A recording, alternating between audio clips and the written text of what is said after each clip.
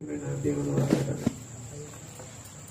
మరి కూడి వచ్చిన మీ అందరికీ కూడా మన ప్రభువు రక్షకుడైన యేసుక్రీస్తు వారి నామమున నా హృదయపూర్వకమైన శుభాభివందనములు తెలియజేస్తున్నాను.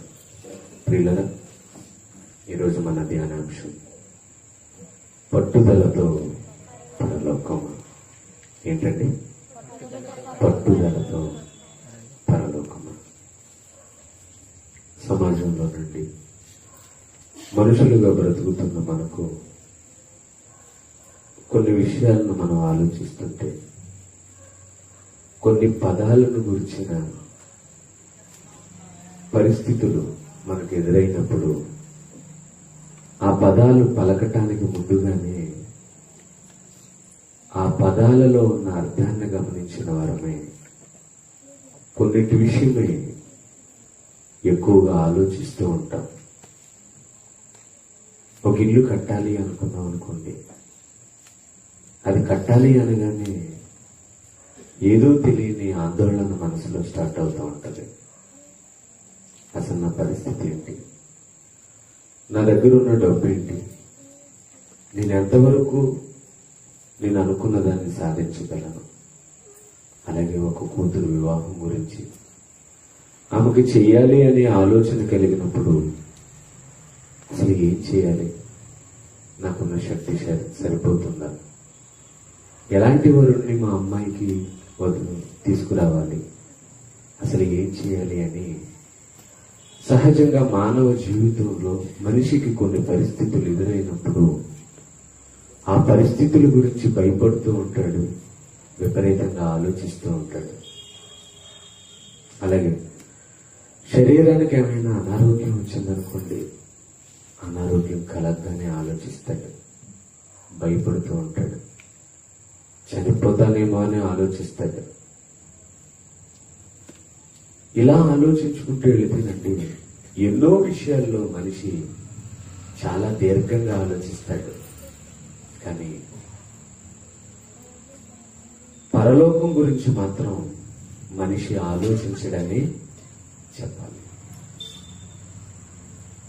పరలోకం గురించి మనిషికి ఆలోచన కలిగినప్పుడు కూడా దాన్ని చాలా ఈజీగానే ఆలోచిస్తాడనేది నా అభిప్రాయం. ఎందుకంటే పరలోకం కోసం పోరాడేవారు భూమి మీద చాలా తక్కువ మంది కనుక. మనుషులందరూ కూడా ఇంచుమించు భూమి మీద క్రైస్తవులు కానివ్వండి, క్రైస్తవేతరులు కానివ్వండి, అందరూ కూడా దేవుడు చెప్పినట్టుగా అందరూ తమ సొంత కార్యములను చూసుకొనుచున్నారు అన్నాడు. పిలుపులకు రాసిన పత్రిక 2వ అధ్యాయము 21వ వచనంలో. అందరూ అనే పదంలో ఆలోచిస్తే అందులో క్రీస్తుని ఎరిగిన వారు అని లేదు, క్రీస్తుని ఎరుగని వారు అని లేదు. అందరూ నిజంగా కూడా ఇప్పుడున్న లోకాన్ని కూడా మనం చూస్తుంటే ఈరోజు క్రైస్తవులుగా దేవుని దగ్గరకు వచ్చిన వారందరినీ కూడా మనం ఒకసారి ఆలోచించగలిగితే వారి వారి శరీర అవసరతల కొరకే దేవుని దగ్గరికి ఎక్కువగా వచ్చిన వారు మనందరికీ కనపడతారు. అవునా కదండి? ఇక్కడ కూర్చున్న మనం కూడా ఇప్పుడంటే ఒకవేళ మనకి కొంచెం దేవుని వాక్యం అర్థం అవ్వచ్చేమో కానీ మన ప్రారంభ స్థితికి కనుక మనం వెళ్ళిపోతే మనం దేవుడి దగ్గరికి ఎలా వచ్చాము అంటే కేవలం ఈ శరీరంలో ఏదో కొరతను బట్టి దేవుడి దగ్గరకు మనం వచ్చాం. అందరూ అలా వచ్చిన వారే. అలా రావటం తప్పేం కాదు. ఏదో విధంగా దేవుడు నీ దగ్గరకు వచ్చావు, తీసుకొస్తాడు. ఏదో విధంగా అతని దగ్గరకు రప్పించుకుంటాడు. నీ పిల్లడు ఉన్నాడు, స్కూల్కి వెళ్ళామంటే వాడికి ఇష్టం ఉంటుంది. అసలు స్కూల్ అంటే వాడికి ఏంటో తెలియదు, చదువు అంటే ఏంటో వాడికి తెలీదు, చదువుకుంటే వచ్చే ప్రయోజనాలు ఏంటో కూడా వాడికి తెలియదు. ఆ తెలియని దశలో నువ్వేం చేస్తావు? సరే నాన్న, అలా కాదురా, ఇలా కాదురా అంటావా లేదా? నీకేం కావాలి చెప్పు. ఈ రోజు నువ్వు స్కూల్కి వెళ్ళాలంటే నీకేం కావాలి చెప్పు, అంతేనా? వాడు గులాబ్ జామ్ అడుగుతాడు, చేస్తావా చేయవా? సరే ఇప్పుడు వెళ్ళొచ్చేసే, ఈ పూట నువ్వు స్కూల్కి వెళ్తే నువ్వు రాత్రికి సాయంకాలానికి వచ్చేసరికి నువ్వు అడిగిన కేక్ రెడీ, నువ్వు అడిగిన గులాబ్ జామున్ రెడీ, నువ్వు అడిగింది ఏదైనా రెడీ. అవునా కదా? అమ్మ ఏం చేస్తుంది తెలుసా? వీడికి అమ్మే స్వయంగా యూనిఫామ్ వేస్తుంది, అమ్మే స్వయంగా మంచం దగ్గరికి వెళ్ళి లేపుతుంది, ఎత్తుకుంటది, బాత్రూమ్ దగ్గరికి తీసుకొస్తుంది, పళ్ళు కడుగుతుంది, మొహం కడుగుతుంది, ఒళ్ళు కడుగుతుంది, పౌడర్ రాస్తుంది, బట్టలు వేస్తుంది, సాక్స్ వేస్తుంది, షూ వేస్తుంది, ఆఖరికి ఆ షూ కొన్న లేస్ కూడా అమ్మే వేస్తుంది. పప్పన్నం కలిపేస్తుంది, నెయ్యేసి పెరుగన్నం కూడా కలిపేస్తుంది. అవునా? జాంకాయ తినడం రాదని ముక్కలు కోసి బాక్స్ లో పెట్టేస్తుంది, ఒక స్పూన్ పెడుతుంది, జస్ట్ ఓపెన్ చేసి కలిపేసిన దాన్ని తినడమే. ఇక టీచర్ బార్ లెసన్స్ ఇచ్చింది, 1 అనేదాన్ని ఎన్నిసార్లు రాయమంది? అలాగా రాయమంది కిందకి. 2 అలా రాయమంది. 3 అలా రాయమంది. రాయుడు. అప్పుడు అమ్మ ఏం చేస్తుంది? ఫోన్లే కొడుక అని చెప్పేసి అమ్మ తీసుకుని ఈడు రాస్తున్నట్టుగా అమ్మ రాసేస్తుంది. బ్యాగ్ అమ్మే సర్దేస్తుంది. ఆటో దగ్గరికి అమ్మని తీసుకెళ్తుంది ఎత్తుకుని. ఆటో వచ్చేంత వరకు అమ్మ ఎత్తుకునే ఉంటదండి. అవునా? జాగ్రత్తగా కూర్చోబెడుతుంది. మళ్ళీ ఆటో రాకుండానే అమ్మే వెళ్ళిపోద్ది. అవునా? ఈడిలా వెళ్ళటానికి ఈడేం అడిగితే అది ఇస్తుంది. మమ్మీ నాకు 5 రూపీస్ కావాలి అంటే ఇస్తుంది. ఇవ్వదా? ఇస్తుంది. మమ్మీ నన్ను నువ్వు ఎగ్జిబిషన్ కి తీసుకెళ్ళాలి అని అడుగుతుంది. తీసుకెళ్తుందా? తీసుకెళ్ళా. ఇదంతా ప్రారంభం మాత్రమే. ఇన్ని సేవలు వాడు అడిగిందల్లా అమ్మ ఎందుకు చేస్తుందో తెలుసా? ఏ విధము చేతనైనను నా కొడుకు ఎక్కడికి వెళ్ళాలి? బడికి వెళ్ళాలి. అదే బడిని అలవాటు చేయడానికి ఇవన్నీ. అంతే. వాడికి ఆమ్లెట్ కావాలంటే ఆమ్లెట్, గుడ్డు కావాలంటే గుడ్డు. నువ్వు తినిపించు అంటాడు. ఇప్పుడు ఎత్తుకుని తినిపించు అంటాడు. ఖచ్చితంగా ఎత్తుకుని తినిపిస్తాడు. ఎందుకో తెలుసా? ఈడు బడికి వెళ్ళాలి. ఒక కాలం వచ్చింది. ఒక కాలం వస్తుంది వాడి జీవితంలో. ఒక రోజు వస్తుంది వాడి జీవితంలో. ఒక రోజు అమ్మ మంచం దగ్గరికి వెళ్ళి, నాన్న టైం అయింది లేవరా అంది. కానీ ఇప్పుడు ఏం చేస్తా తెలుసా? అవతల వంటగదిలో వంట చేస్తూ, రేయ్ లేచావా అంటది. అదేంటిది మారిపోయిందమ్మా. ఇదేంటిది? దగ్గరికి వచ్చి బ్రష్ చేసావా అంటది గట్టిగా. అదేంటిది? మొన్న పళ్ళు తోమేసింది కదా. స్నానం చేశావా? బట్టలు యూనిఫామ్ వేసుకున్నావా? షూ రెడీ చేసుకున్నావా? బుక్స్ సర్దుకున్నావా? ఇదేంటండి ఇప్పుడు అన్ని మనల్ని అడుగుతుందేంటి? ఇప్పుడు మనమే వెళ్ళి ఆటో ఎక్కాలి, మనమే ఆటో దిగేసి ఇంటికి వచ్చేయాలి, మనమే వర్క్ చేయాలి. మమ్మీ ఈ పూట చేయమమ్మ అంటే తోలొల్చేస్తానంటది. ఇదేంటిది ఇలా మారిపోయింది? అంటే అమ్మలో ఏమైనా మార్పా? లేదు. అమ్మ బానే ఉంది, నువ్వే బాగులేదు. దేవుడు కూడా బాగానే ఉన్నాడు. అప్పుడు పిలిచాడు కదా అంటే, అప్పుడు అలా వచ్చావు కదా అంటే నిన్ను రాబట్టుకోవాలి కదా. వీడికి స్కూల్ అలవాటు చేయాలి కదా. ఒక అబ్రాహామును పిలిచేటప్పుడు ఏమన్నాడు తెలుసా? నేను చూపించి దేశానికి వెళ్తావా? నిన్ను గొప్ప జనముగా చేసేస్తాను. నిన్ను దీవించేవారు దీవించబడతారు, నిన్ను శపించేవారు శపించబడతారు. భూమిలో నీకంటే గొప్పవాడు ఎవడో కూడా ఉండడు. అంత గొప్పగా చేస్తాను మై సన్, నువ్వు వస్తావా అన్నాడు. తీసుకొచ్చాడా?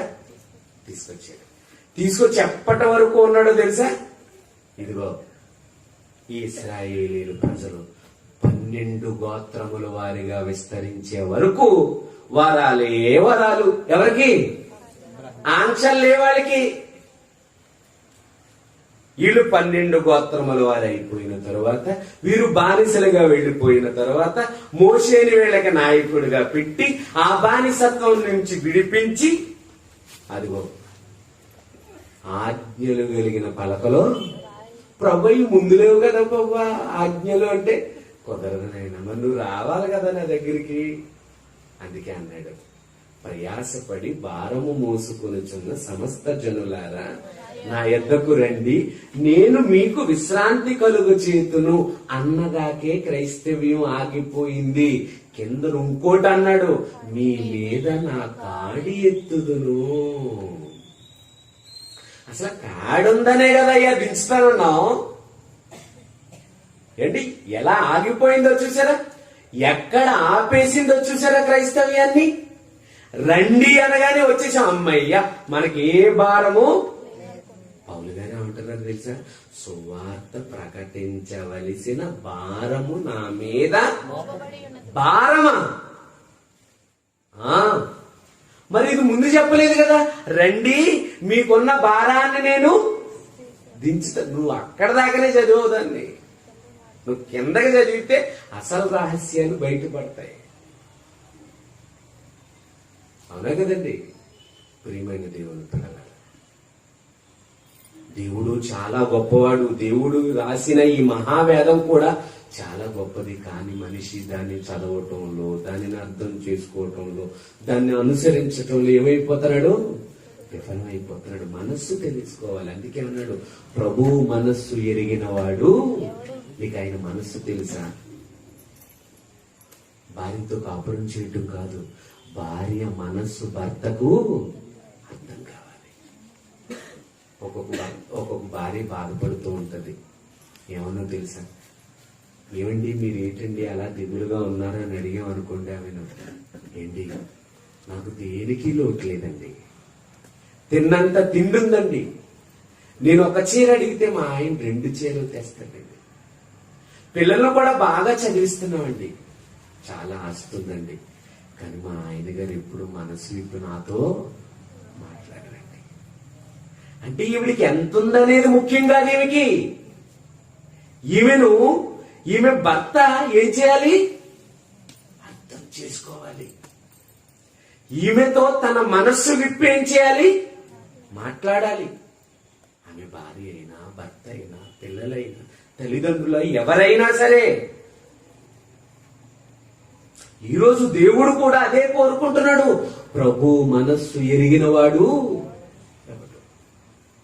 ఈరోజు మోకరిస్తావు ప్రార్థన చేయడానికి. దేవుడు బాగోగులు ఎప్పుడైనా అడిగావా? నువ్వు చెప్పు. నువ్వెవరో తెలుసా? అరచేతిలో చిక్కుకున్న ఆయన ప్రతిరూపానివి నువ్వు. ఆయన బాగోగులు మేము అడగడం ఏంటండి అంటారా? అది పిచ్చి ప్రశ్న.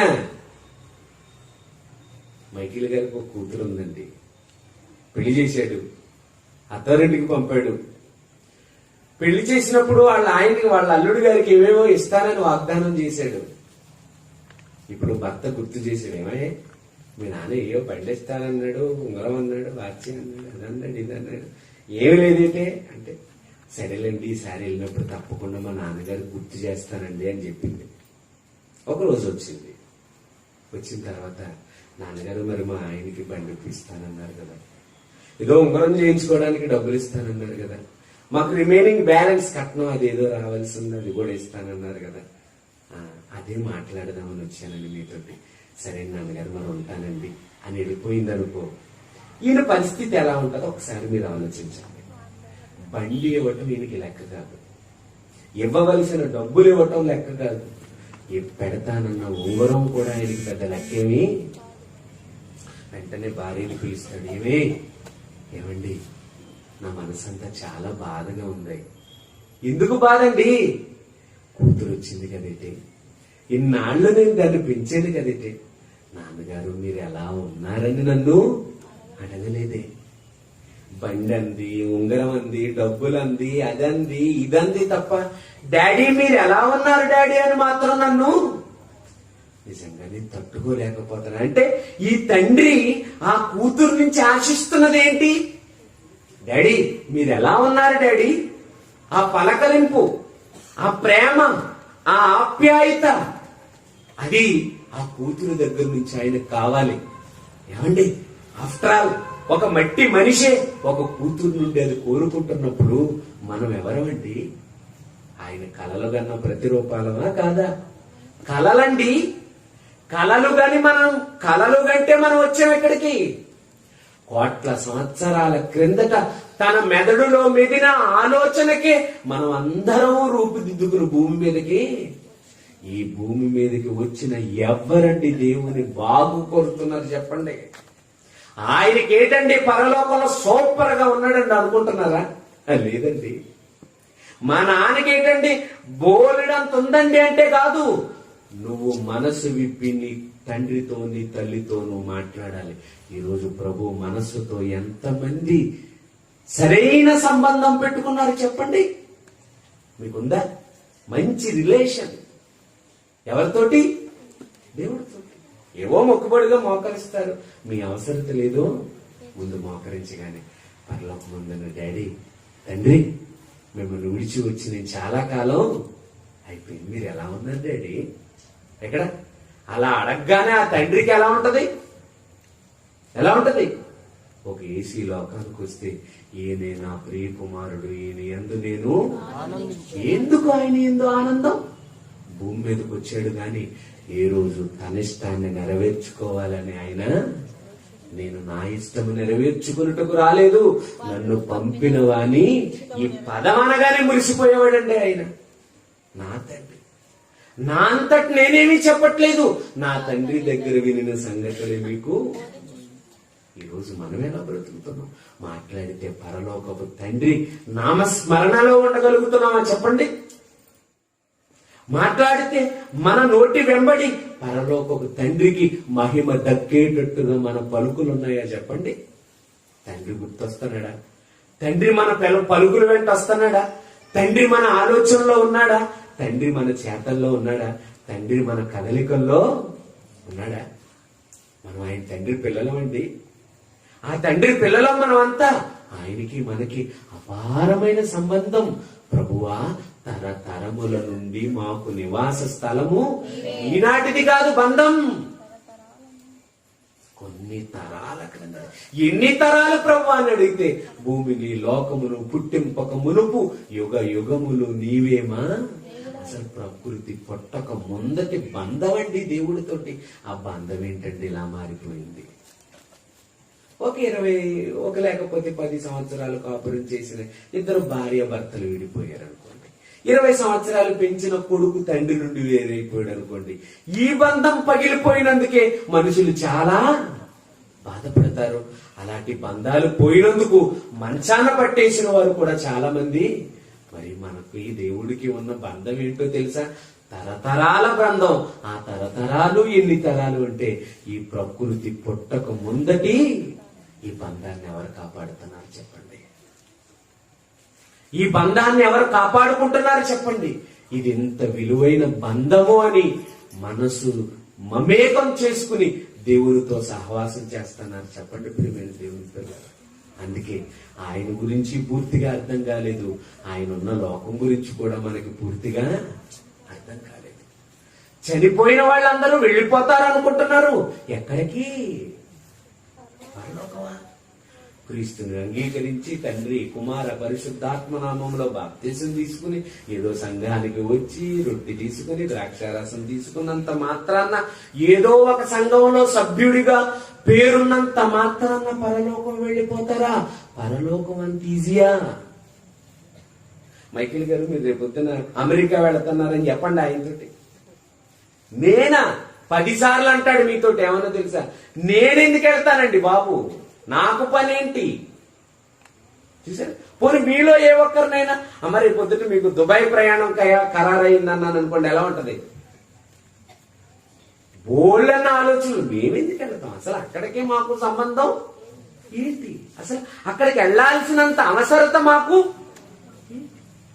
అక్కడ మాకేం పని ఉంది? ఎన్నో ఆలోచనలండి. పక్కూరు గురించి, మరి పరలోకం గురించి అబ్బాయి ఆలోచన ఏమక్కర్లేదు. తండ్రి, నేను చచ్చిపోతే మీ లోకంలో నేను అంత ఈజీనా?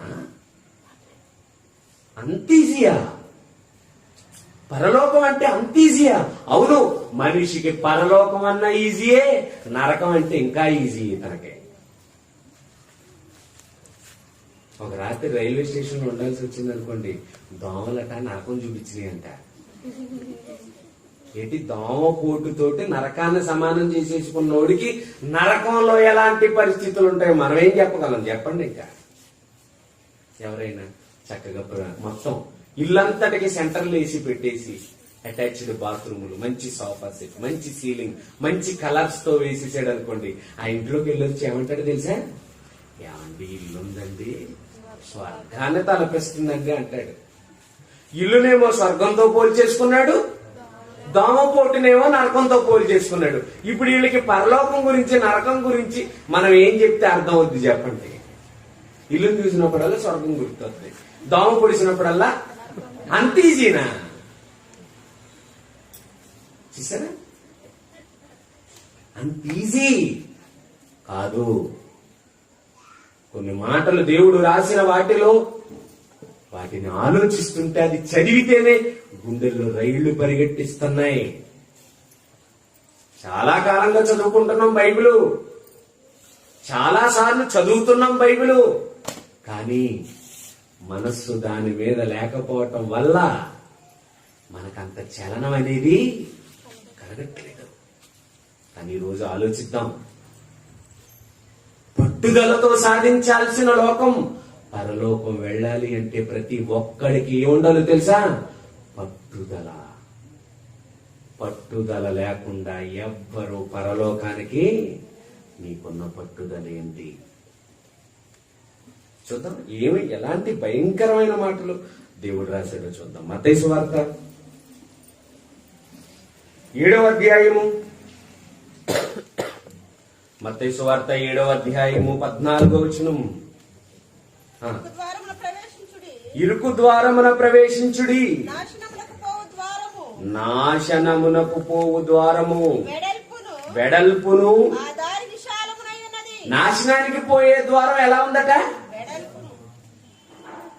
వెడల్పు, విశాలం, వెడల్పుగా ఉంటది. ఏదారి? నాశనానికి పోయే మార్గం వెడల్పుగా ఉంటది, చాలా విశాలం. ఏమండి, విశాలంగా ఉన్నప్పుడు కష్టపడాలా? ఏమన్నా పోరాటం చేయాలా? యుద్ధాలు చేయాలా? ఏం చేయవలసింది లేదు. సినిమా హాల్ దగ్గరికి వెళ్ళామనుకోండి, టికెట్లు తీసుకుంటాక కౌంటర్ ఉంటుంది చూసారు? ఆ కౌంటర్ ఎలా ఉంటది? ఎలాగుంటది? అటు ఒకటి ఇటు ఒకటి ఇనుప రాడ్లతో పెట్టేస్తాడు. జస్ట్ ఒక మనిషి నుంచోవటం అక్కడికి చాలా కష్టం. ఇప్పుడు టికెట్ కావాలి, వీడికి ఏం చేయాలి? వెనకాలోడు తోస్తుంటాడు, ముందోడు తోస్తుంటాడు. వెనకాతలోడు ముందోడు తోస్తుంటే ఈ గుండె ఏమవుతుంది? ఏమంటే గట్టిగా ఇద్దరు మనుషులు మనల్ని మధ్యలో పెట్టి అలా నలుపుతున్నారు అనుకోండి, ఎలా ఉంటది? ఊపిరాడదండి ఇక, అవునా? ఇప్పుడు అంత తోపులాట్లో ఏం సాధించుకురావాలి? వీడు టికెట్ కావాలి వీడికి. ఇప్పుడు బయట నుంచి చూశాడు, లైన్ చాలా పెద్దదిగా ఉంది. ఒకవేళ వెళ్ళేమనుకుంటే ఇరుక్కుపోతాం అనుకుంటాడు. ఇప్పుడు వాడు సాధించగలడా? సాధిస్తాడా? సాధించలేడు, వచ్చేస్తాడు. ఇరుకు. ఎందుకని? చాలా ఇరుకుగా ఉంది. ఆ ఇరుకులో పోరాడడం అంటే మామూలు సంగతి మాత్రం కాదు. ఇప్పుడు విశాలంగా ఉంది, ఏం చేస్తాం? అయ్యో, బంగారులాగా తిరగచ్చు, మనకిష్టం వచ్చినట్టుగా దాంట్లో వెళ్ళొచ్చు. విశాలంగా ఉన్న మార్గం ఏది? ఇప్పుడు నాశనానికి వెళ్ళిపోయే మార్గం. కింద అంటాడు మళ్ళీ, ఆ దారి విశాలమునై ఉన్నది, దాని ద్వారా ప్రవేశించువారు అనేకులు. జీవమునకు పోవు మార్గము అనగా పరలోకానికి వెళ్లే దారి. ఇది ఎలా ఉంటదట? ఇరుకు. సంకుచితం అంటే అర్థం ఏంటో తెలుసా? చెప్పండి మీరు. ఆ దారి సంకుచితం అంటే అస్సలు కూడా ఆ దారిలో మనం వెళ్ళలేం. నిలబడడానికి కూడా అవకాశం ఉండదు. బాగా సంకుచితం, బాగా ఇరుకు, ఇబ్బంది, శ్రమ. ఎక్కడా? జీవమునకు పోవు మార్గం ఇరుకుగా ఉంటది. ఇరుకు మార్గంలో నువ్వు ఎలా పడితే అలా పోతావా? వెళ్ళకూడదు. ఒక పద్ధతి ప్రకారం వెళితేనే ఆ ఇరుకు మార్గంలో నువ్వేం చేయగలవు? ఇప్పుడు జీవానికి వెళ్లే మార్గం ఎలాంటిదట? ఇరుకు. ఇప్పుడు ఈ ఇరుకు త్వరలో ఏమంటే ట్రాఫిక్ ఎక్కువగా ఉందండి, ఏం చేయాలి? ఇప్పుడు మీకు ఏం కావాలి? ఇక్కడ ఇరిటేషన్ వస్తూ ఉంటది. ఇబ్బంది అవుతా ఉంటది. వెనకాతలోడు ముందోడు హార్న్ వేస్తా ఉంటాడు. ఒక్కసారి సిగ్నల్ అలా ఓపెన్ చేయగానే ఆడు ఎలా వచ్చేస్తాడో తెలియదు, ఈడు ఎలా వచ్చేస్తాడో తెలియదు, ఎవరిని కొట్టేస్తాడో కూడా తెలియదు. ఇప్పుడు మనకు అక్కడ ఏం కావాలి? ఓర్పు బాగా అవసరం కదండి, అవునా కదా? ఇరుకు ద్వారంలో మీకేం అవసరం? ఓర్పు అవసరం. మరి ఎంతమంది ఓర్చుకుంటున్నారు? అసలు మీ ప్రయాణం ఏమన్నా ఇరుగ్గా ఉందా అండి? వర్షం వచ్చింది, పాపం వాళ్ళు ఏం చేశారు? చాలా మంది వస్తారు కదా అని వంటలు చేసేసారు. కానీ వాళ్ళకేమనిపించింది? వర్షం అంటే ఇరుకని, నిన్ను వెళ్ళనివ్వకూడదని, నిన్ను ప్రవేశించనివ్వకూడదని, నిన్ను విన్ననివ్వకూడదని. నువ్వు ఒకవేళ వింటే అది నీ జీవితాన్ని మార్చిస్తే నువ్వు పరలోకానికి వెళ్ళిపోతావని దాని ప్లాన్. ఎవరిది? అందుకే ఏం చేసింది? వర్షం పంపించింది. ఎల్లు నువ్వు. వీళ్ళు చూడు, వీళ్ళకి ఇరుగ్గా ఉంటే కుదరదు. వీళ్ళకి కొంచెం అసహనంగా అననుకూల పరిస్థితులలో ఉంటే మాత్రం దేవుడి దగ్గరికి వీళ్ళు రారు. వస్తారా? ఎండగాసినా ప్రాబ్లమే, వాన వచ్చినా ప్రాబ్లమే, మంచు వచ్చినా ప్రాబ్లమే. మరి ఏ కాలంలో వస్తావు నువ్వు దేవుడికి? ఇక పోయే కాలంలో తప్ప మరి ఏ కాలంలోనూ రావు నువ్వు. దేవుడా దేవుడా దేవుడా దేవుడా దేవుడా దేవుడా అని ఎప్పుడంటాడో తెలుసా మనిషి? ఈ కీడికి పోయే కాలం. ఈడు దేవుడా దేవుడా అంటున్నాడంటే అర్థం ఏంటో తెలుసా? అదేంటండి ఇలా అంటున్నారంటే, అప్పుడే ఆవిడకు కావాలండి. ఆర్టీసీ వాడికి అవసరం లేదు నువ్వు, రైల్వే వాడికి అవసరం లేదు నువ్వు, అవునా ఏంటి? ఏ డిపార్ట్మెంట్కి అవసరం చెప్పు నువ్వు? ఏ డిపార్ట్మెంట్కి అవసరం లేని వాళ్ళందరూ దేవుని డిపార్ట్మెంట్కి వస్తారండి. కానీ దేవుడు ఏమన్నాడు తెలుసా? నీ బాల్య దినముల యందే నీ సృష్టికర్తను స్మరణకు, ఇప్పుడు వీటి యందు నాకు సంతోషము లేదని ఫుల్లుగా తాగేసి 2 కిడ్నీలు ఫెయిల్ అవ్వకముందే శుభ్రంగా వ్యసనాలకి వెళ్లి ఉన్న ఆస్తినంతటిని పోగొట్టుకోక ముందే రమ్మన్నాడా? ఇప్పుడు గొప్ప సాక్ష్యం చెప్తారు. ఏమన్నా తెలుసా? అన్నీ పోయాయి, అప్పుడు వచ్చేసాను నేను దేవుడికి. అప్పుడు దేవుడు ఏమంటుంది? ముందు అర్జెంటుగా గింటేయండి. యవన కాలమందు పుట్టిన కుమారులు బలవంతుని చేతిలో. అసలు బలం కావాలి దేవుడికి. బలం పోయాక ఇప్పుడు అయ్యగారు వస్తారు, అంతా అయిపోయిన తర్వాత ఈ జబ్బా కూడా ఆ జబ్బా కూడా కట్టుకుని ఎదిగెక్కించాలి. గట్టిగా 4 మాటలు చెప్పాడంటే లీటర్ బాటిల్ తాగేస్తాడు. ఇప్పుడు వచ్చేద్దరంట ఎవరి దగ్గరికి? సంపూర్ణంగా దేవుడి సేవ. అప్పుడు ఆయన ఏమంటాడు? అరే అసలు నా గురించి నీకు ఏమైనా తెలుసా? నాకు అర్పణ ఎవడన్నా అర్పిస్తేనే ఎలాంటి అర్పణ కావాలి నాకు? ఒకనాటు ధర్మశాస్త్ర కాలంలో పేలవి గాని, బలహీనమైనవి గాని, కడగా ఉన్నవి గాని ఆయనకు అవసరం లేదు. మొదటిది మొదటిది మొదటిది తొలిచూలిది. అది ఎలాగుండాలి? మంచి బలంగా ఉండాలి. నాకు అర్పణే బలంగా ఉండాలని నేను అనుకుంటే, నువ్వేంట్రా అన్ని అయిపోయాక నాకు అర్పణ అంటావేంటి? ముసులు తోలు వేసుకుని, ముసులు మొఖం వేసుకుని, ముసులు గళ్ళు వేసుకుని చేయనోరమై. ఇది రియల్ సార్. ఇది చెప్తే సమాజానికి దేవుడు అలాగంటాడండి. దేవుడు ఇంకా గొప్పగా అంటాడు. నేను ఇంకెలా చెప్పాను నీకు సంతోషం? నేను కాబట్టి దేవుణ్ణే గనక సీన్ లో పెట్టాననుకో, నో మోర్ ఆర్గ్యుమెంట్స్. ఎవడరా అలాంటోడు? ముందని నిలబెట్టండి, కాలి చేస్తానంటాడు అంతే. నేను ఇప్పుడు ఏమంటే ఒక అనవసర వయసులో ఉన్న పిల్లోడికి పెళ్లి చేయాలండి, ఎలాంటి భార్యను కోరుకుంటాడు? ముసలమ్మకం అయితే కానీ చాలా అందంగా ఉందంటే ఎలా గురించి చెప్పండి. డాడీ ఆ ముసలి మొఖం నాకు ఎందుకు డాడీ? ఏమంటే మీకే భార్యలు కావలిస్తే, మీకే భర్తలు కావలిస్తే మీకెలాంటి వాళ్ళు కావాలి? ఆఖరికి మీ ఇంటికి పనోడు ఒకటి పెట్టుకోండి. ఆ పనోడు కూడా ఎలా ఉండాలి? ఓ ముసలోడు వచ్చి, అండి నేను మీ ఇంట్లో మొత్తం పనులన్నీ చేస్తానండి, మీకు సమర్పించేసుకున్నాను అని అన్నాడు అనుకో, ఏమంటావు? ఒరే నీ పని ఎలాగున్నా కానీ నీకు మేము ఎదురు చేసేటట్టు ఉన్నావురా బాబు. నువ్వేమొద్దుగా నీ ఫోటో వచ్చావు కాబట్టి అన్నం తినేసి, నీకు పనోడు మంచోడు కావాలి, నీకు భార్య మంచిది కావాలి, నీకు భర్త మంచోడు కావాలి. దేవుడికి మాత్రం ఎలాంటి వాడు వస్తాడంట? కళ్ళ పెద్ద బోతాలు ఎత్తుకుని, సోడా బుడ్డి అద్దాలు ఎత్తుకుని వస్తాడు, కనపడవు. ఇదంతా ఎవడాడుతున్న గేమో తెలుసా? ఇదంతా ఎవడ మనతో ఆడిస్తున్న గేమో తెలుసా? దెయ్యంగాడు. ఎందుకు ఆడిస్తున్నాడో తెలుసా? మనం ఎవ్వరము పరలోకం వెళ్ళిన వాడికి. అందుకే నాశనానికి పోయే ద్వారాన్ని ఏం చేశాడు? విశాలంగా పెట్టాడు. జీవానికి పోయే మార్గాన్ని ఏం చేశాడు? ఇరుకుగా పెట్టాడు. ఆ ఇరుకులు ఎలా ఉంటాయో తెలుసా? అసలు బాబు మాకు ఎందుకు వచ్చింది తెప్పలివి, మేము వెనక్కి అన్నట్టుగా ఉంటాయట. అందుకే పౌలు గారు తన సేవా జీవితాన్ని ప్రారంభించినప్పుడు యేసుప్రభు కాలంలోనేమో యేసు చెప్పిన మాట ఇది. ఏమని? నాయనా, ఆ దారి ఇరుకు, నువ్వు పరలోకం వెళదాం అనుకుంటున్నావే, అదంత ఈజీగా నీకు వచ్చేది, అది ఇరుకు, అది సంకుచితం, దాని గుండా ప్రవేశించువారు అని ఏం చెప్తే, ఇంకో ఆయన ఏమన్నాడు తెలుసా?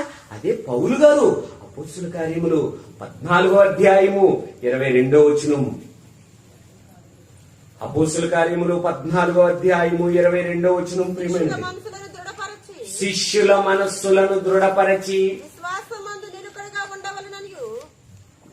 ఎలా ఉండాలి శిష్యులు? శిష్యులు అంటే విశ్వాసులు. ఆ రోజు క్రైస్తవులను ఏమని పిలిచారు? ప్రారంభంలో శిష్యులు. శిష్యుల తర్వాత ఏమని పిలిచారు? క్రైస్తవులు అనబడ్డారు. అంటే శిష్యులు అనగా అర్థం ఎవరు? క్రైస్తవులు, విశ్వాసులు. ఎలా ఉండాలి మీరు? ముందు విశ్వాసమందు మీరు ఎలా ఉండాలి? నిలకడ. ముందు మీకు విశ్వాసంలో నిలకడుందా? ఎక్కడ నిలకడుంది? వానొత్తే రాం, ఇది నిలకడ. ఎండగత్తే రాం, జ్వరమెత్తే రాం, రొంపొత్తే రాం, అసలు ఏం బాగోకపోయినా రావంతే. మనం నిలకడే. విశ్వాసమందు నిలకడగా ఉండవలెనని ఏం చేయాలట? ముందు చెప్పిన యేసుప్రభు గారు ఏమన్నారు?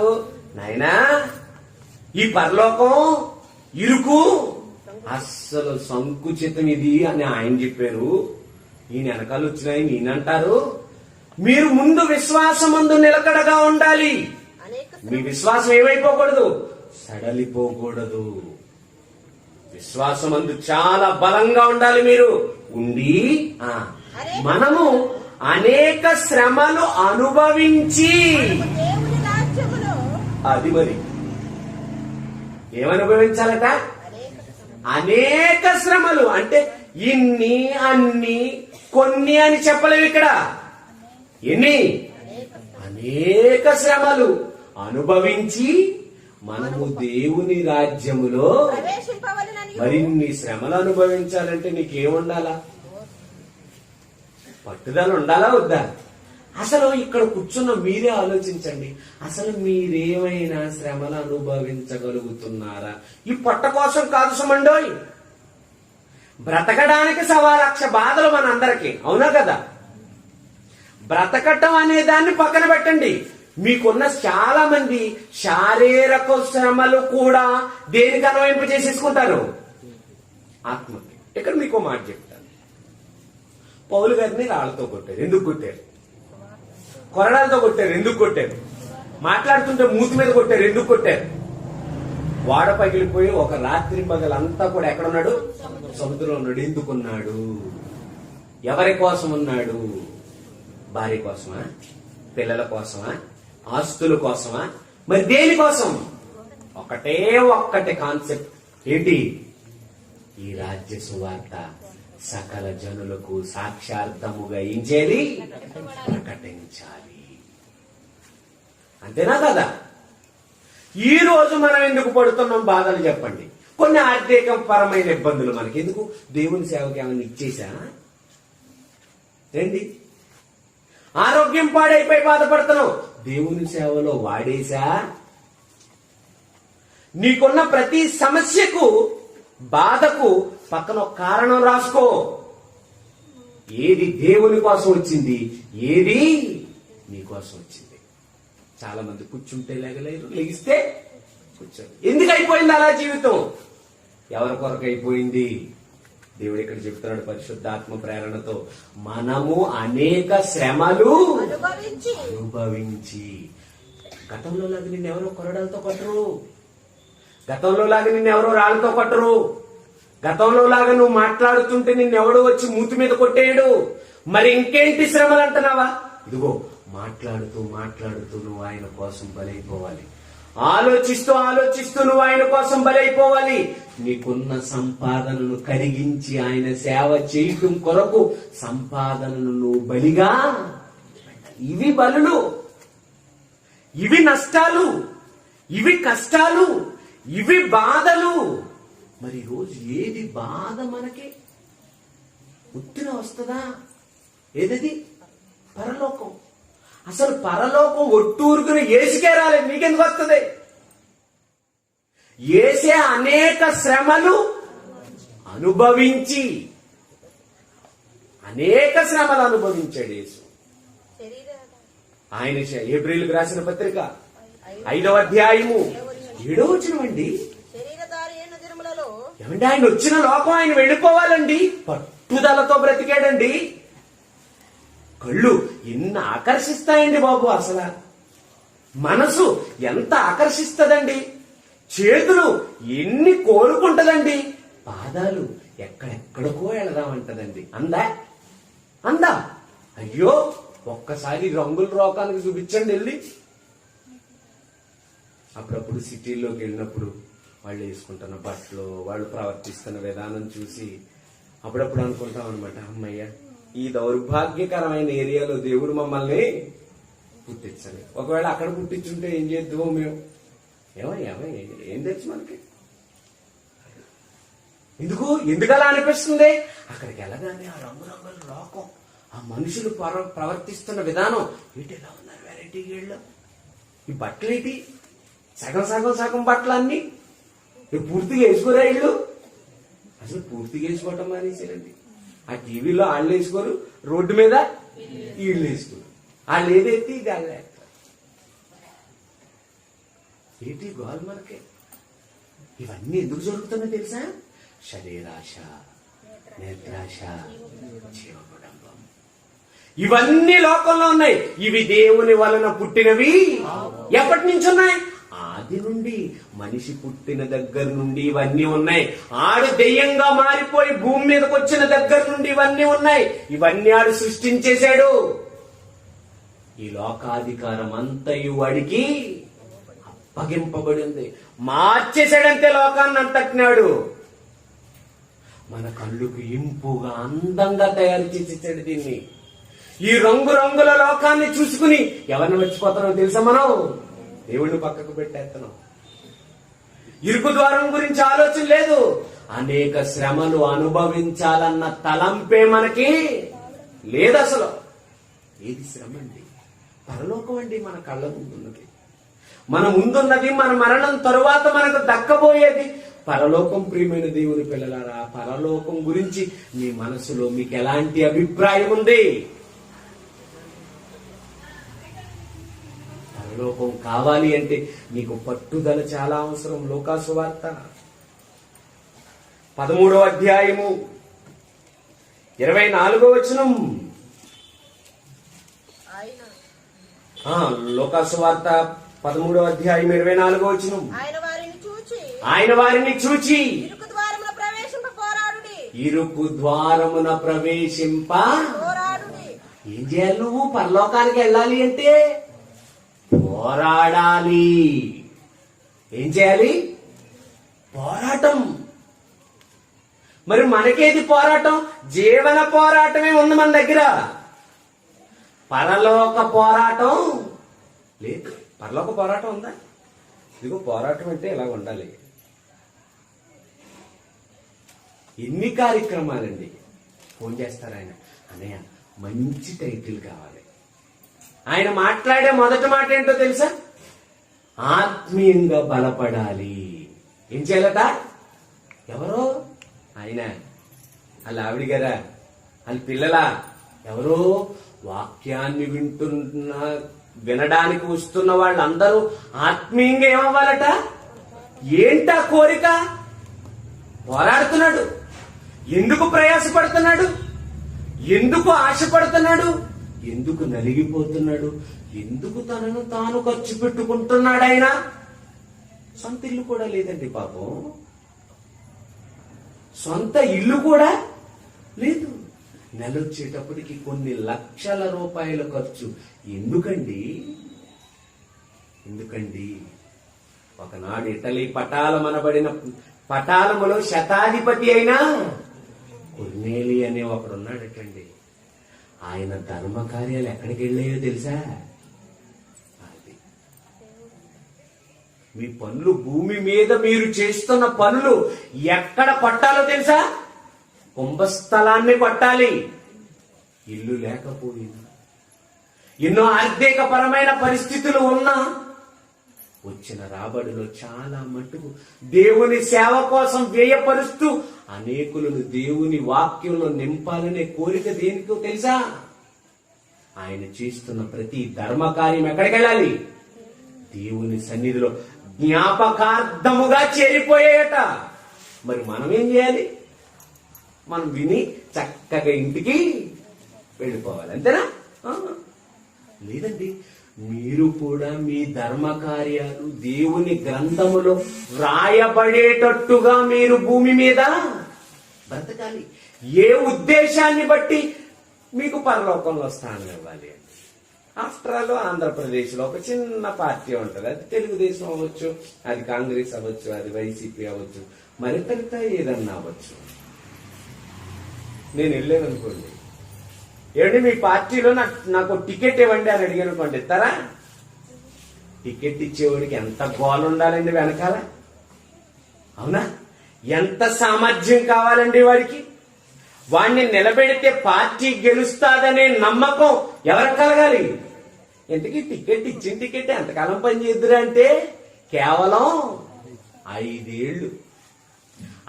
ఏళ్లు టికెట్ కోసమే ఆడు గెలిచినా ఓడినా వాడి గురించి ఎంత ఇన్వెస్టిగేషన్ చేస్తుందో తెలుసా?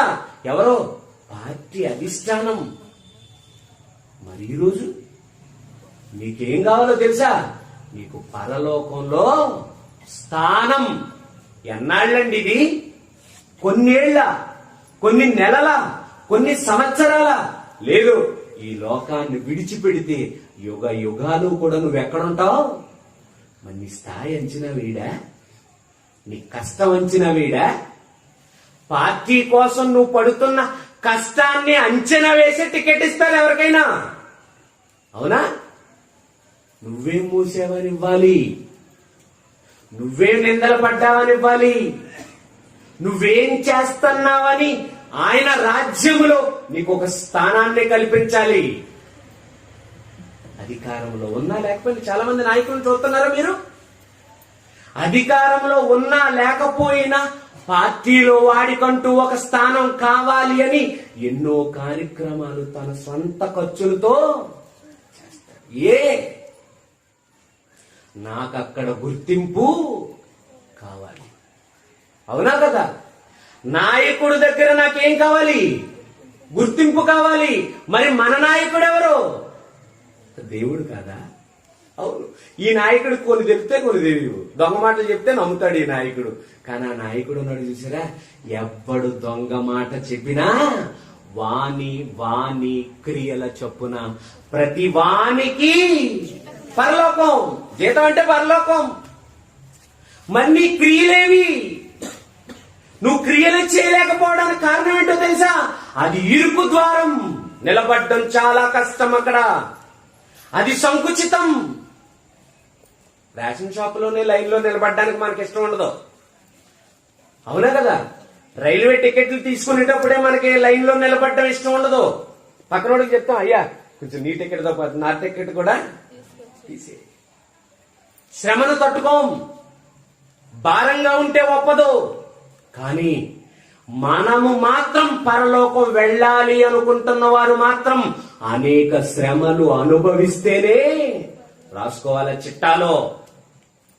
నువ్వేం పడుతున్నావో, నువ్వేం కష్టపడుతున్నావో, నువ్వెలా అంగలారుస్తున్నావో, నువ్వు ఎన్ని ఇబ్బందులతో ఉన్నావో ఎవరి కోసం? భార్య కోసమా? పిల్లల కోసమా? అన్నదమ్ముల కోసమా? అక్క చెల్లెళ్ళ కోసమా? సమాజంలో ఏదో ఒక సీటు కోసమా? నో, పరలోకం కోసం. ఇరుకు ద్వారం ఇది. అసలు మనిషికి ఇరుకంటే అసలు ఆర్టీసీ బస్సులో 10 నిమిషాలు నిలబడ్డానికి ఇష్టం ఉండదు మనకి. ముందు ఎక్కంగానే అడుగుతాం, ఇలా చూసుకుంటాం, ఒక్క రౌండ్ వేస్తాం. ఏగానే కండక్టర్ చెప్తాడు, సార్ వెనకాల ఉంది సార్ అంటే, వెనకాల ఎవడెక్తారా? గోతులు అవన్నీ ఊపుతుంది, నీకు డబ్బులు ఇచ్చి మేము కుదుపులో కూర్చోవాలా ఏంటి? దిగిపోతాం, మొదలు మళ్ళీ బస్సు వస్తుంది. మనకు నచ్చిన సీటు కావాలి, మనకు నచ్చినట్టుగా ప్రయాణం జరగాలి. అవునా కదా? అంత లగ్జరీ లైఫ్ ని కోరుకుంటున్న మనిషి ఈ రోజు దేవుడి కోసం ఎందుకు కష్టపడతాడు? కష్టపడట్లేదు, బాధలు అనుభవించటం లేదు. అందుకే అనేకులు ప్రవేశింపజూతురు గాని వారి వలన చాలా మంది వస్తారు. వచ్చారు ఆల్రెడీ. ప్రపంచ జనాభా 750 కోట్ల మంది అయితే అందులో క్రైస్తవులు మాత్రమే ఎంతమంది? 350 కోట్ల మంది. ఇంకా ఉన్నది ఎంతమంది? 400 కోట్ల మంది. ఈ 400 కోట్ల మందిలో హిందువులు ఉండాలి, ముస్లింలు ఉండాలి, సిక్కులు ఉండాలి, జైనులు ఉండాలి, బౌద్ధులు ఉండాలి. అబ్బో, ఇంకెన్ని మతాలు అయితే ఉన్నాయో వాళ్ళందరూ 400 కోట్లలో వాళ్ళు ఉండాలి.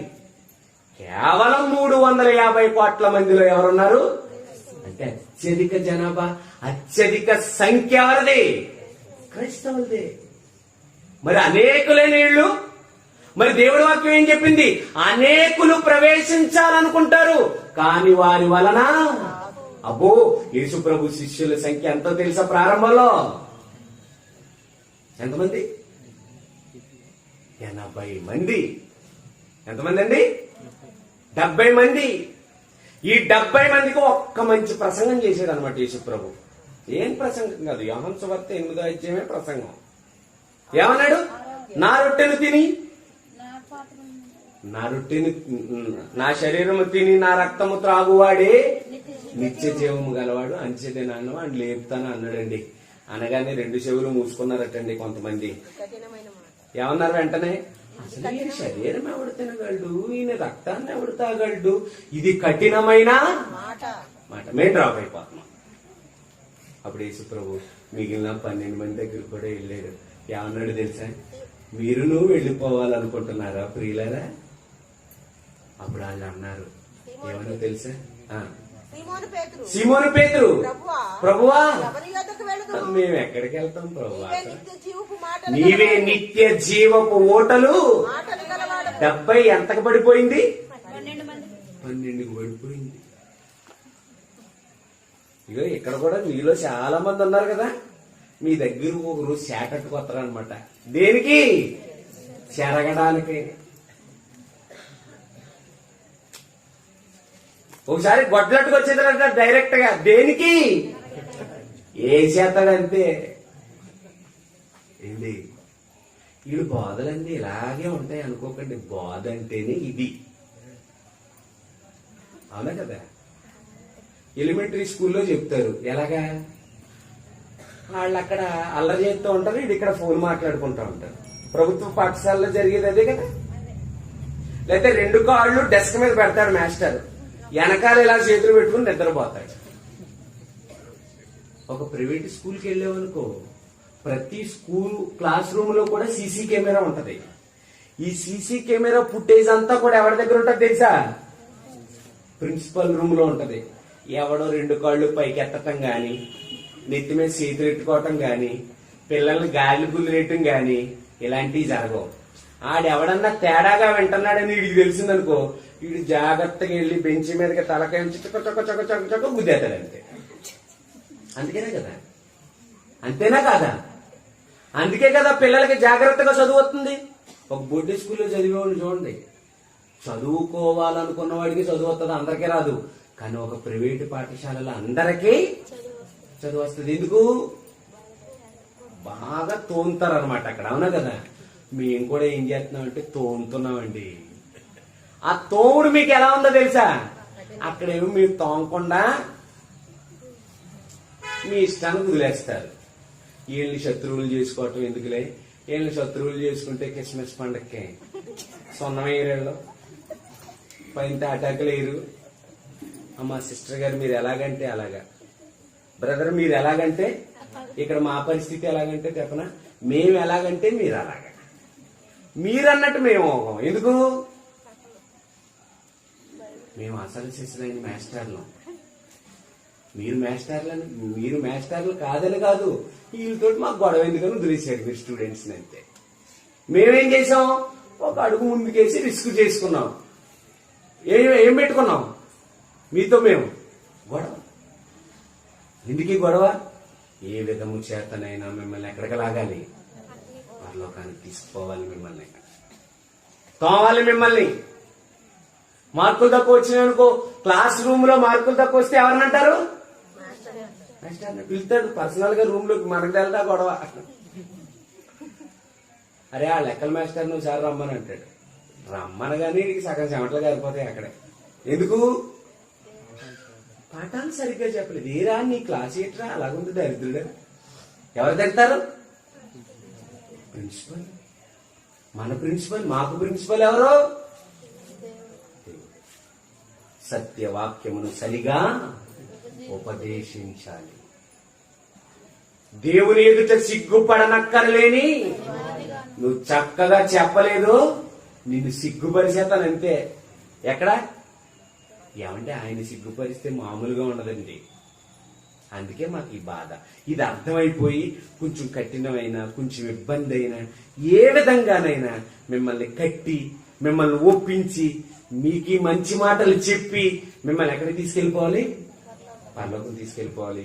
మీ వెనకాల ఉన్న సంఘాన్ని కూడా ఎక్కడికి తీసుకొచ్చేయాలి? మీ ద్వారా పరలోకానికి తీసుకొచ్చేయాలి. దేవుడు చెప్తున్నాడు ఈ పరలోకం గురించి. నాయనా నీకు ఓర్పు కావాలి, నీకు పట్టుదల కావాలి. నిజంగా లోకంలో కూడా మనిషి ఏదైనా సాధించాలి అంటే సాధించేవాడికి ఏం కావాలి? పట్టుదల. పట్టుదల ఉన్నాడు గొప్పడయ్యాడా? ఒకరోజు అమెరికాలో చెప్పులు కుట్టుకునేవాడు అమెరికా దేశానికి ఏమైపోయాడు? ప్రెసిడెంట్ అయిపోయాడు. ఎలా అయిపోయాడు? చెప్పులు కుట్టుకునే దగ్గర ఆవిడ ఆలోచనలుంటే జీవితాంతం చెప్పులు పదును పెట్టాడు మెదడుకి. ఏ దారిని వెళితే తాను విన్నవగలడో ఆలోచించాడు. ఆ దారులన్నింటినీ ఊరూరు తిరిగి పచ్చళ్ళు అమ్ముకునేవాడటండి రామోజీ వాళ్ళ నాన్నగారు. ప్రియా పచ్చళ్ళ అధినేత ఉన్నాడు తెలుసా మీకు? రామోజీరావు గారు. వాళ్ళ పచ్చళ్ళు చేయడానికి గల కారణం ఏంటో తెలుసా? ఆ నాన్న ఒక సైకిల్ మీద పచ్చడి డబ్బాలు కట్టుకుని ఊరూరు తిరిగి అమ్ముకునేవాడు, పచ్చళ్ళు అమ్ముకునేవాడు. పచ్చళ్ళు అమ్ముకునేవాడి కొడుకు ఈరోజు కొన్ని కోట్లకు వాడి ఛానల్ లేని భాషలో లోకంలో కూడా ఒక మనిషి గొప్పవాడు కావాలి అంటే వాడికి పట్టుదల అనేది చాలా. ఆ పట్టుదల వెనకాల చాలా శ్రమ ఉంటది, చాలా కష్టం ఉంటది, చాలా బాధ ఉంటది. ఆఖరికి కొన్ని సందర్భాల్లో చచ్చిపోవాలని కూడా వాడు అనుకుంటాడు. అలాంటి ఆలోచన వాడికి వచ్చినా వాటన్నిటినీ దిగమింగుకు నిలబడితేనే ఆ శ్రమలన్నిటినీ కూడా తనకు అవకాశాలుగా మార్చుకుని ఆ మెట్లన్నీ ఎక్కితేనే వాడనుకున్న స్థానంలో వాడు నిలబడగలడు. నీకు నాకు కూడా ఈ రోజు ఒక నిజం తెలిసింది. అదేంటో తెలుసా? మనం పరలోకం వెళ్ళాలి అని. కానీ ఆ పరలోకం గురించి దేవుడు చెబుతున్నాడు ఏమనో తెలుసా? మనము అనేక శ్రమలు అనుభవించి పరలోక రాజ్యం ప్రవేశించాలి.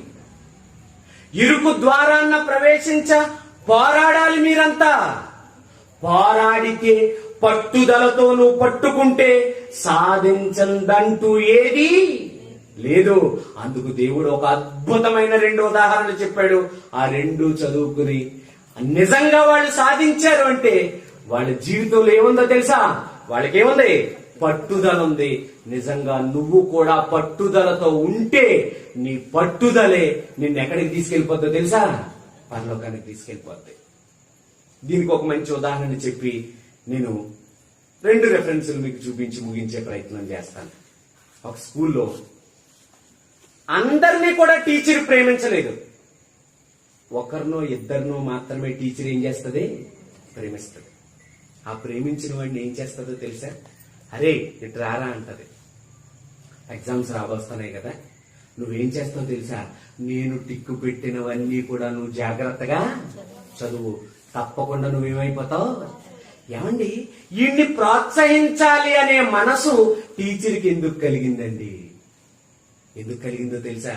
ఆ క్లాసులో ఉన్న వాళ్ళందరికంటే వాడే బాగా చదువుతాడు. వాడెప్పుడైతే బాగా చదువుతున్నాడో టీచర్కి ఏమని మనసు కలిగిందో తెలుసా? ఏమైనా సరే వీడిని మనం ఏం చేయాలి? పాస్ చేయాలి. అలా పాస్ చేయటం కొరకు తానుకు తెలిసినవన్నీ కూడా వాడికి చెప్తది. అంటే పాస్ అవ్వాలన్నాడు పొంది ఆడికి బోధిస్తున్న టీచర్ కూడా వాడి ఎడలు ఏం కలిగి ఉంది? ఇప్పుడు పట్టుదల. ఈరోజు ప్రియ సహోదరి సహోదరుడా, పరలోకం వెళ్ళాలనే ఆశ నీకుంటే గనక ఖచ్చితంగా అది అరకొరగా కాదు, పట్టుదలతో నువ్వు పరలోకం వెళ్ళాలనే ఆలోచనతో నువ్వుంటే ఆ పట్టుదలకి నీకు ఖచ్చితంగా నీ దేవుడు నీకేమిస్తాడో తెలుసా? పరలోకం ఇస్తాడు. అందుకే ఆయన ఈ మాటలు రాశాడు. చూద్దాం ఏం రాశాడు ఆయన. లోకాసు వార్త 11వ అధ్యాయము 5వ వచనం నుంచి చదువుకుందాం. లోకాసు వార్త 11వ అధ్యాయము 5వ వచనం నుంచి. మరియు ఆయన వారితో ఇట్లా నేను మీలో ఎవరికైనా ఒక స్నేహితుడుండగా అతడు అర్ధరాత్రి వేళ ఆ స్నేహితుని యొద్దకు వెళ్ళి, స్నేహితుడా, నాకు 3 రొట్టెలు బదులిమ్ము. నాకు 3 రొట్టెలు బదులు కావాలి స్నేహితుడా. ఆ స్నేహితుడు నా స్నేహితుడు ప్రయాణము చేయించు మార్గములో నా యొద్దకు వచ్చి ఉన్నాడు. అతనికి పెట్టుటకు నా యొద్ద ఏమీ లేదని అతనితో చెప్పిన ఎడల అతడు లోపలనే ఉండి నన్ను తొందర పెట్టవద్దు, తలుపు వేసి ఉన్నది, నా చిన్న పిల్లలు నాతో కూడా పడుకున్నారు, నేను లేచి ఇయ్యలేను. కరాఖండిగా చెప్పేశాడండి ఒక స్నేహితుడు. ఏమని? తలుపేసేసుకున్నాను, నేను పడుకుని పోయాను, గడియ కూడా పెట్టేశాను, నా చిన్న పిల్లలు నా దగ్గర పడుకున్నారు. ఇప్పుడు నేను లేస్తే డిస్టర్బెన్స్, నేను లేవను, ఇవ్వను అని ఖచ్చితంగా చెప్పేస్తే ఈ వెళ్ళిన వాడు గేట్ బయట ఉన్నవాడు ఏం చేస్తున్నాడో తెలుసా? మీరు కిందకి చదువుకుంటే సిగ్గుమాలి ఏం చేశాడంట? సిగ్గుమాలి మాటి మాటికి అడుగుచున్నందున అతడు లేచి అతని స్నేహితుడికి కావలసినవన్నీ. అంతేనా? ఆఫ్టర్ ఆల్ ఒక మనిషేనయ్యా, అది టైం కాని వేళ, లేచి ఇవ్వలేని పరిస్థితి. కాని నువ్వు మాటి మాటికి అడగటం వల్ల, నువ్వు సిగ్గుమాలి మాటి మాటికి అడగటం వల్ల ఇంతలా గోజాడుతున్నాడు. నేను లేచి ఇవ్వకపోతే తనకు కావలసినవన్నీ నేను చాలా చెడ్డవాడిని అనిపించుకుంటాను. కనుక నేనేం చేయాలి? వెంటనే లేచాడట. అతడికి కావలసినవన్నీ. ఏంటి దాంట్లో అర్థం? ఒక మనిషి అవతల వాడికి కావలసిన వాటిని ఇవ్వటానికి అవకాశం లేకపోయినా వాడు మాటి మాటికి ఏం చేశాడు? నువ్వు అడుగుతున్నావా పరలోకాన్ని? నువ్వు అడుగుతున్నావా చెప్పు? మాటి మాటికి పరలోకాన్ని నువ్వు మాటి మాటికి అడిగితే, కింద చదువుతున్నాడు, ఇప్పుడు కిందకి చదువుదామండి. అటువలే మీరును అడగండి. ఏంటి అడగటం? అడగాల్సిన దాన్ని అడగాలి. భూ సంబంధమైన దాన్ని దేన్ని అడగాల్సిన అవసరం లేదు. ఇక్కడ మీకు అక్కరగా ఉన్నవన్నీ మీ పరలోకపు తండ్రికి నువ్వు అడిగితేనే గాని ఇవ్వలేనిది ఒకటి ఉంది. అదేంటో తెలుసా? పరలోకం. నువ్వు అడగాలి దాన్ని, వెతకాలి దాన్ని, తట్టాలి దాన్ని, నీకు నువ్వే కనుగొనాలి దాన్ని. ఆ వెతకలాటలో, ఆ తట్టటంలో, ఆ ప్రయాస, ఆ పట్టుదల నీకు కనబడాలి. అడగండి. ఎప్పటి వరకు అడగాలట? పట్టు వదలక ఇచ్చేదాకా అడిగాడా లేదా? నువ్వు అడుగుతున్నావా? పరలోకాన్ని పొందేదాకా అడగాలి నువ్వు. వెతుకుడి మీకు దొరికేదాకా వెతకాలి. దొరికేదాకా వెతకాలంటే ఏం చేయాలి? ఏం చేయాలి? పట్టుదల ఉండాలా వద్దా? కనపట్లేదని వచ్చేస్తే నీకు అది దొరకదు.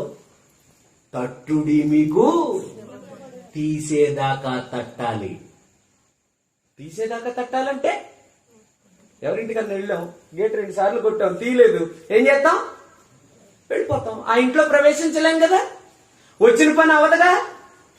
ఏదన్నా పోగొట్టుకున్నాం, దాన్ని వెతికేదాకా నువ్వేం చేయాలి? దొరికేదాకా వెతకాలి. పరలోకం దొరికేదాకా వెతకాలి. పరలోకం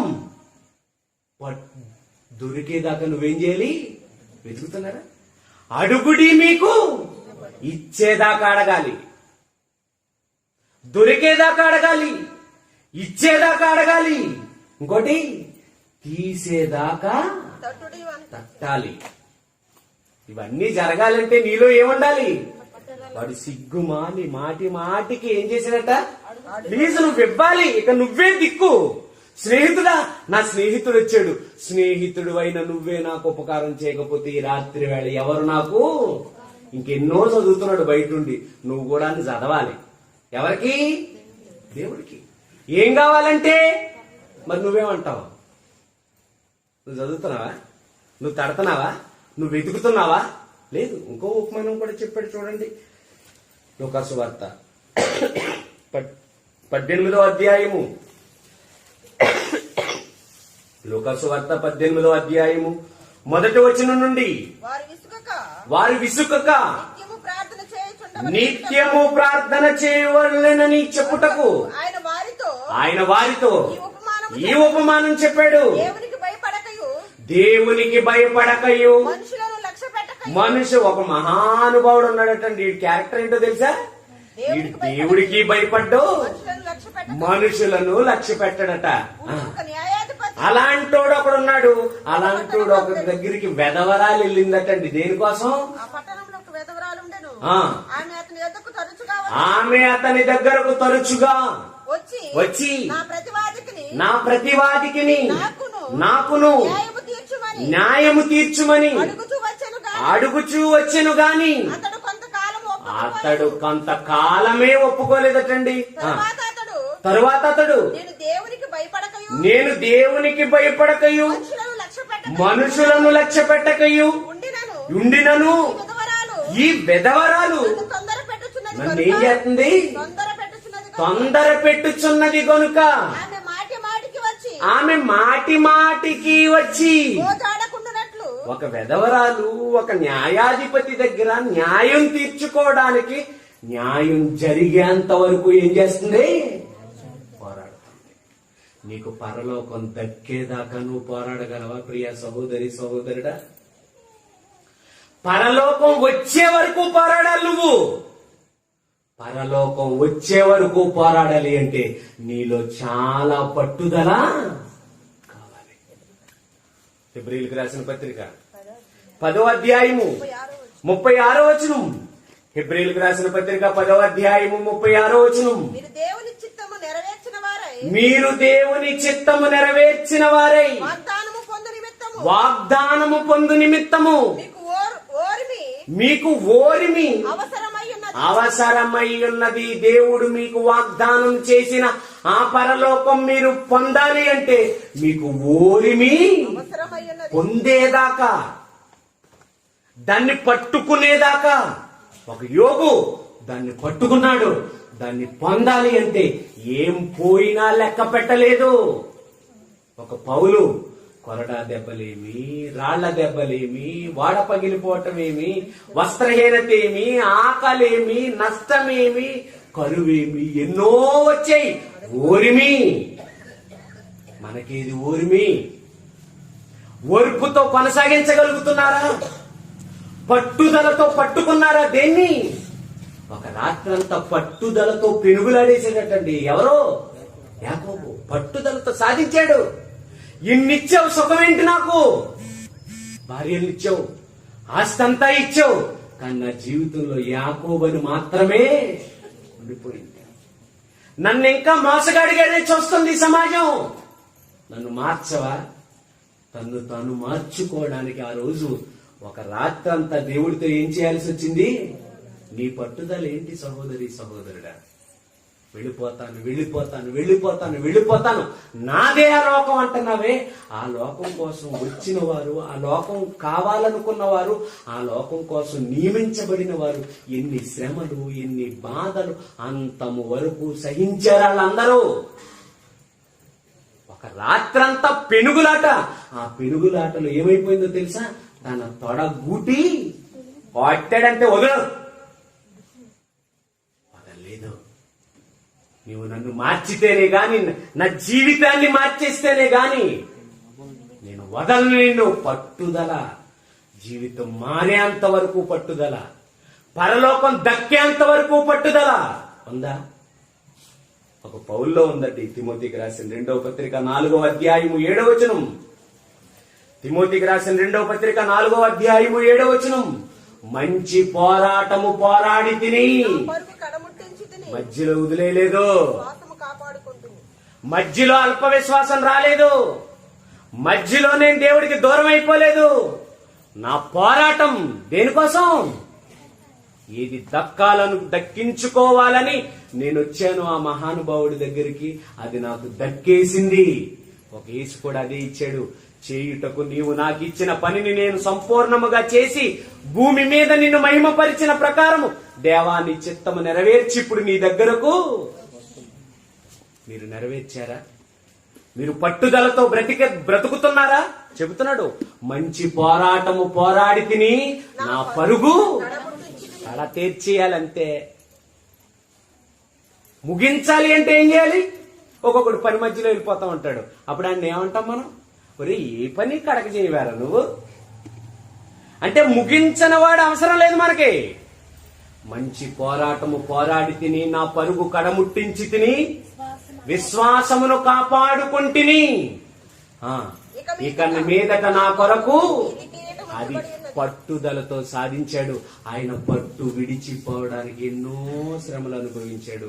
అది మీరు కొరింథీయులకు రాసిన 2వ పత్రిక 11వ అధ్యాయంలో మీరు చదువుకుంటే, 23 నుంచి 28 వరకు మీరు చదువుకుంటే అక్కడ ఎంత శ్రమలు కోర్చాడో అన్ని శ్రమలలో కూడా ఆయన ఏం వదలలేదు తెలుసా?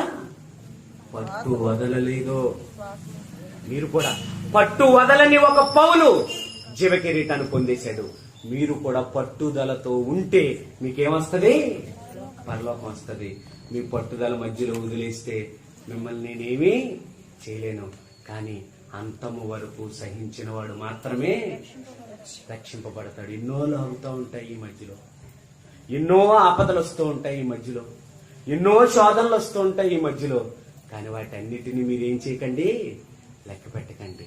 వాటన్నిటిని పక్కకు తోసేయండి. దేవుని వైపు చూసుకుంటూ మీ విశ్వాస యాత్రను పట్టుదలతో పరిగెట్టండి.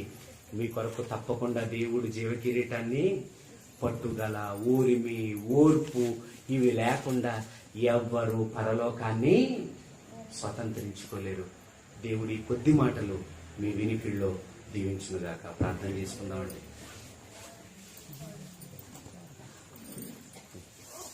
ప్రియమైన తండ్రి, మీ ప్రియమైన పిల్లలు మీరు ప్రేమించి శ్రేష్టమైన సంగతులు వారికి మీరు అందించారు. అందును బట్టి మీకు వందనములు తెలియజేస్తుంది. పరలోకం పట్టుదలతో సాధించాలి అని, ఆ పట్టుదలతోనే ఎందరో భక్తులు మీ కొరకు బ్రతకాలని ఎన్నో విషయాలు మేము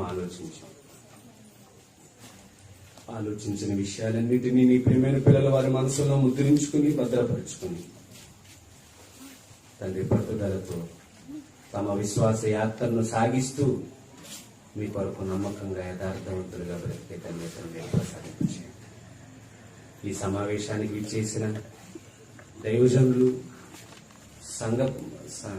సంఘ విశ్వాసులు అందరినీ మీరు దీవించండి. ఎంతో కష్టముతో, ఎంతో భారముతో, ఎంతో ఓర్పుతో, ఎంతో పట్టుదలతో ఈ పనిని కొనసాగిస్తున్నారు. మీ కుమారులు, మా ప్రియులు, సహోదరులు మైకిల్ గారిని, వారి కుటుంబాన్ని మీరు జ్ఞాపకం చేసుకున్నారు. వారి అవసరతలన్నిటినీ మీరు తీర్చండి.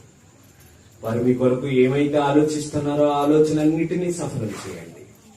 రాబోతున్న దినాలలో ఇంకా గొప్పగా నీ కుమారుడు వాడబడగలగడానికి మీ కృపను ఆయనకి విస్తృతి చేసి మీ జ్ఞానంతో నింపవలసిందిగా కోరుకుంటూ, వచ్చిన ప్రతి బిడ్డను కూడా మీరు దీవించి ఆశీర్వదించి వారి లోటుపాట్లన్నింటినీ తీసివేసి సమృద్ధికరమైన జీవితాన్ని దయచేసి ఆ మహాలోకాన్ని స్వతంత్రించుకునే భాగ్యం నీ పిల్లలందరికీ ఇవ్వవలసిందిగా కోరుకుంటూ, తండ్రి సమస్త విధాలుగా మీరు మా అందరికీ తోడుగా ఉండి మీ మహిమలో మీరు మా అందరికీ పాలు ఇవ్వవలసిందిగా కోరుకుంటూ యేసు వారి పరిశుద్ధ నామాన్ని ప్రార్థన అడుగుతున్నాము తండ్రి.